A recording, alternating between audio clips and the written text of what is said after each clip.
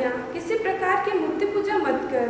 तीसरी आज्ञा, परमेश्वर अपने ईश्वर का नाम आकारत मत ले, क्योंकि ईश्वर उसको जो उसका नाम आकारत लेता है निर्दोषी न ठहराएगा।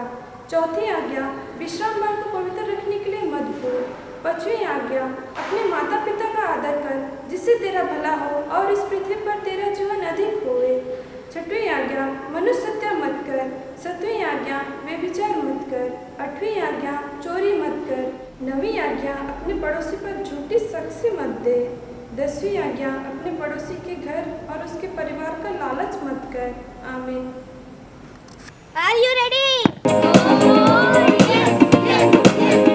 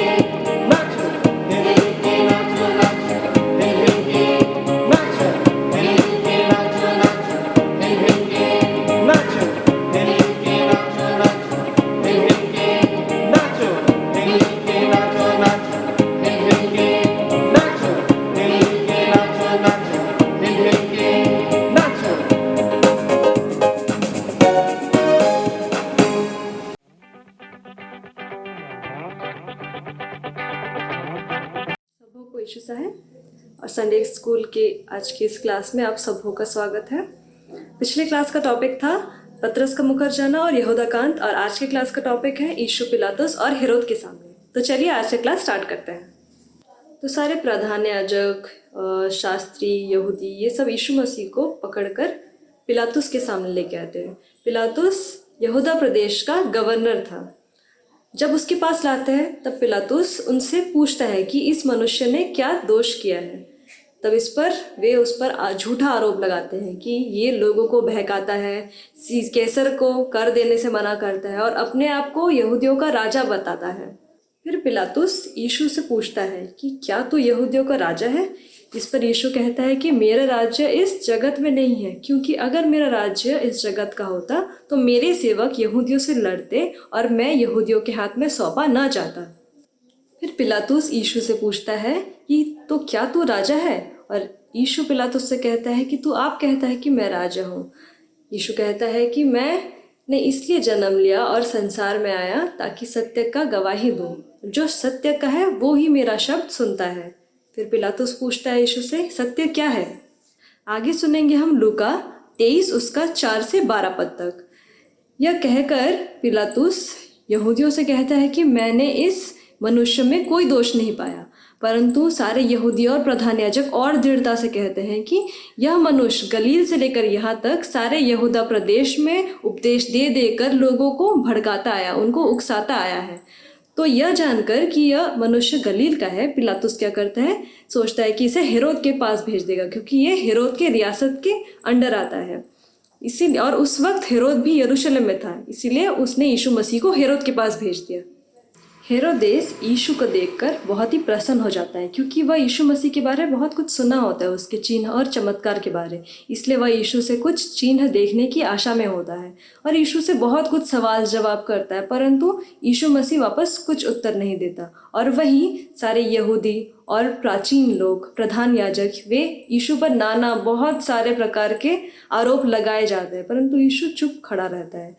फिर हेरोदेस अपने सिपाहियों के साथ मिलकर यीशु का अपमान करता है और उसका ठट्टा उड़ाता है, उसका मजाक उड़ाता है और उससे भड़कीले वस्त्र पहनाकर वापस पिलातुस के पास भेज देता है।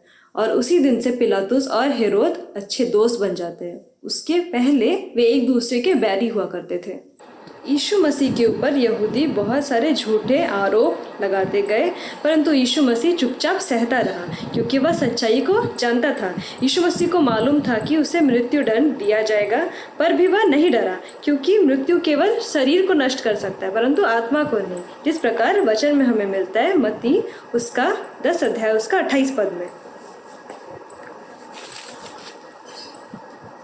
जो शरीर को घात करते हैं पर आत्मा को घात नहीं कर सकते उनसे मत डरना, पर उसी से डरो जो आत्मा और शरीर दोनों को नरक में नष्ट कर सकता है। तो हम लोग किससे डरते हैं? हम एक्सीडेंट होने से डरते हैं या फिर कहीं हमें किसी प्रकार की बीमारी ना हो जाए, इस सब से डरते हैं जो केवल हमारे शरीर को नुकसान पहुंचा सकता है। परंतु हमें परमेश्वर से डरना है और उन्हीं कामों को करना चाहिए जिनसे परमेश्वर प्रसन्न हो। ठीक है, तो हमें कैसे पता चलेगा हम किस चीज़ से परमेश्वर प्रसन्न होते हैं? यह सब हमें बाइबल में मिलता है, बाइबल के वचन में मिलता है। बाइबल में क्लियरली हमारे लिए 10 आज्ञा लिखी गई है। क्या लिखी गई 10 आज्ञा में? कि परमेश्वर के भय मानना है, उसका आदर करना है, अपने माता पिता का आदर करना है, चोरी नहीं करना है, मनुष्य हत्या नहीं करना है, व्यभिचार नहीं करना है। तो हमें क्या करना है? केवल इन सभी आज्ञाओं को मानना है जिनसे कि परमेश्वर यीशु मसीह हमसे प्रसन्न हो। तो बच्चों, आपके लिए 2 क्वेश्चन हैं। पहला क्वेश्चन, पिलातुस कहाँ का हाकिम था? Option A Samaria, option B Galilee, option C यहूदा या ऑप्शन डी भारत। और दूसरा क्वेश्चन, कौन यीशु को भड़कीले वस्त्र पहनाता है? Option A Pilatus, option B Herod, option C Hanna, option D Caiaphas. तो आज का क्लास यहीं पे समाप्त करते हैं। आइए हम प्रार्थना करें।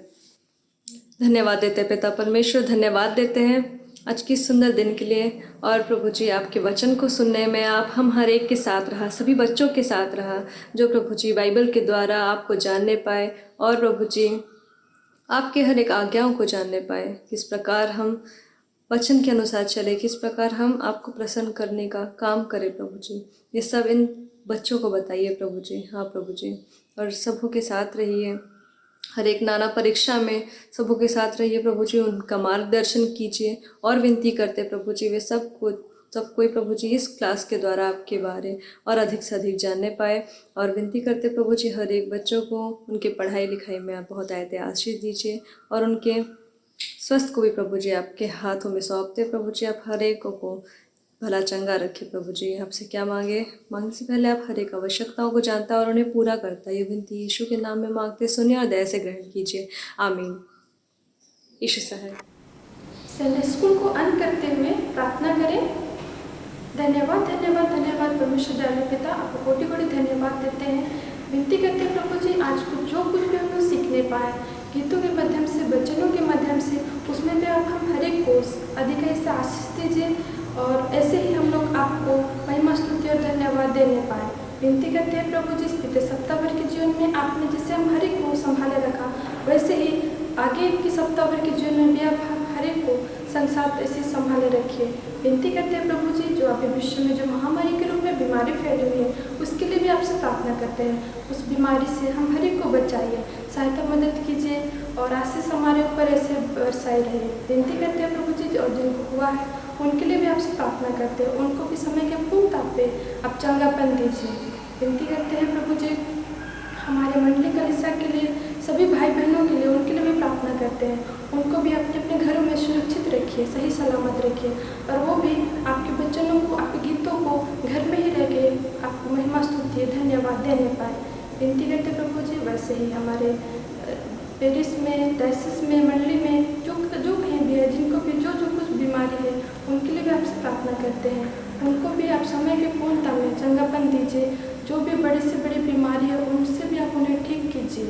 विनती करते प्रभु जी, अभी बीते सप्ताह भर के जीवन में जैसे आप हम हर एक के साथ था, वैसे ही आगे सप्ताह भर के जीवन में भी आप हम हर एक को संभाले रखिए।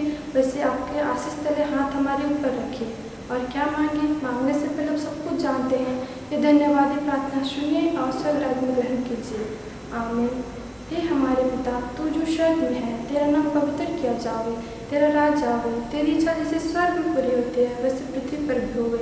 हमारे प्रतिदिन की रोटी आज हमको दे, और हमारे अपराधों को क्षमा कर जैसे हम भी अपने अपराधों को क्षमा करते हैं, और हमको परीक्षा में मत डाल परंतु बुरे से छुड़ा, क्योंकि राज्य, पराक्रम और महत्व सदा तेरे ही है। आमीन। प्रभु सत्य दे, सत्य दे, सत्य दे मुझे, तब मैं ज्योति देऊंगा हर जगह हर समय। जब लो तू ना आवेगा, जब लो भोर ना होवेगा। प्रभु सत्य दे, सत्य दे, सत्य दे मुझे, तब मैं ज्योति देऊंगा हर जगह हर समय।